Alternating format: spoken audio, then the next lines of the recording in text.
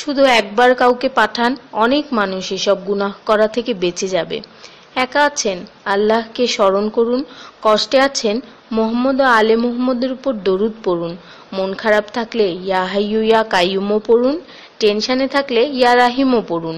Free থাকলে মেসেজটি forward করুন, হে আল্লাহ, আমার উপর এবং তোমার নবীর উম্মতের সকল সদস্যদের উপর তোমার রহমত বর্ষণ করো, আমিন। তথ্য: আপনি কি জানেন পবিত্র কোরআন শুনলে ক্যান্সার হয় না? আর যদি ক্যান্সার সেল শরীরে থেকেও থাকে তাহলে তাও মারা যায়। দীর্ঘ সময় ধরে আল্লাহকে সেজদা দিলে জ্ঞান ও বুদ্ধিশক্তি বাড়ে। মাথা ব্যথার সমস্যা হয় না, চুল পড়া দূর হয়ে যায়। এই মেসেজটি ফরওয়ার্ড করতে শয়তান আপনাকে বাধা দিবে, কিন্তু আপনি এটা হতে দিবেন না। আর সব কন্ট্রাক্ট নাম্বারে সেন্ড করে দিন।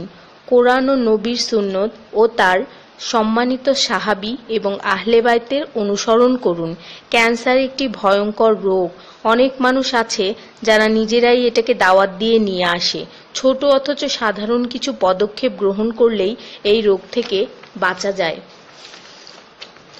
বেশিরভাগ মানুষ খাবারের পরপরই পানি পান করে নেয়।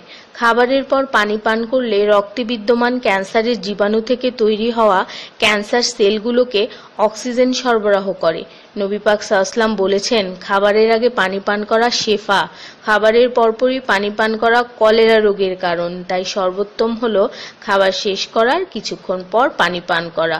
তিনি আরো বলেছেন, 1 চিমটি লবণ খেয়ে খাবার শুরু করো আর 1 চিমটি লবণ দিয়ে খাবার শেষ করো। এ কথাগুলো তাদেরকেও জানিয়ে দিন যারা আপনার কাছে জীবনের চেয়েও প্রিয়।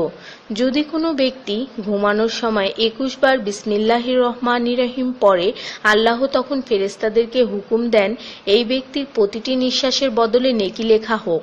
আপনার মোবাইলে যত নাম্বার সেভ করা আছে তাদের সবাইকে এটা ফরওয়ার্ড করুন, আর তখন দেখবেন কত মানুষ আপনার কারণে বিসমিল্লাহ পড়ছে। শেফা আর শেফা।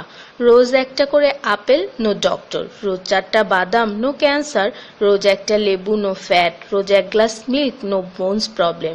রোজ 12 গ্লাস পানি, নো স্কিন প্রবলেম। রোজ 4টা খেজুর, নো উইকনেস। রোজ 5 ওয়াক্ত নামাজ, নো টেনশন।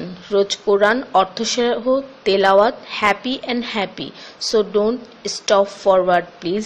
স্কিনের জন্য অজুর পানি, হার্টের জন্য কোরআন তেলাওয়াত, স্বাস্থ্যের জন্য নামাজ, আর খুশি থাকার জন্য আল্লাহর জিকির করুন।